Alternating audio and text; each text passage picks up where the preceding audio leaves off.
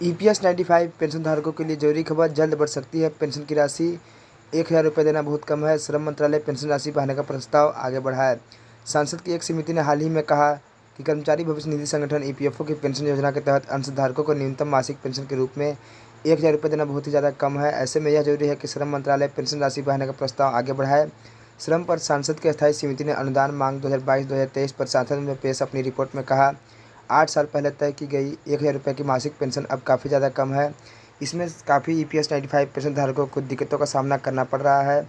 Pension बढ़ाने के लिए किए जाए उपाय। संसदीय समिति के मुताबिक श्रम और रोजगार मंत्रालय के लिए जरूरी है कि वह उच्च अधिकार प्राप्त निगरानी समिति की सिफारिश के अनुसार वित्त मंत्रालय से पर्याप्त बजटीय समर्थन को लेकर मामला आगे बढ़ाए।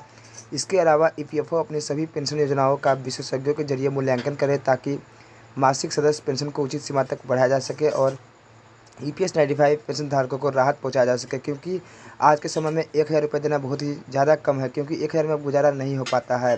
तो पेंशन राशि बढ़ाने का प्रस्ताव श्रम मंत्रालय बहुत ही तेज़ी से आगे बढ़ाने का कार्य कर रहे हैं। पेंशन को कम से कम किया जाए 7,500 प्लस डीए। श्रम मंत्रालय ने कर्मचारी पेंशन योजना 1995 के मूल्यांकन और समीक्षा के वर्ष 2018 में उच्च अधिकार प्राप्त निगरानी समिति का गठन किया था। समिति ने अपनी रिपोर्ट में यह सिफारिश भी की थी कि सदस्यों विधवा पेंशनभोगी के लिए न्यूनतम मासिक पेंशन बढ़ाकर 7,500 रुपये किए जाए। इसके लिए जरूरी सालाना बजटीय प्रावधान किए जाए। हालांकि वित्त मंत्रालय न्यूनतम मासिक पेंशन को 1,000 रुपये से बढ़ाने के लिए अभी तक सहमत नहीं हुआ है, लेकिन सुप्रीम कोर्ट की तरफ से फैसला आने को है। सभी ईपीएस 95 पेंशन धारक इंतजार कर रहे हैं। वहीं सीबीटी की 231वीं बैठक भी होने वाली है 8 से 9 जुलाई को, तो उस पर भी सारे ईपीएस 95 पेंशन धारकों की नज़र रहेगी, क्योंकि इस बार हमारी पेंशन 7,500 प्लस डीए लागू होने की उम्मीद बहुत ही ज़्यादा बढ़ गई है, क्योंकि एनईसी टीम ने अपने प्रदर्शन द्वारा हमारी बातों को सरकार तक बहुत ही तेज़ी से पहुंचाया है। सरकार इस पर जल्द ही फैसला ले सकती है और लागू कर सकती है 7,500 प्लस डीए।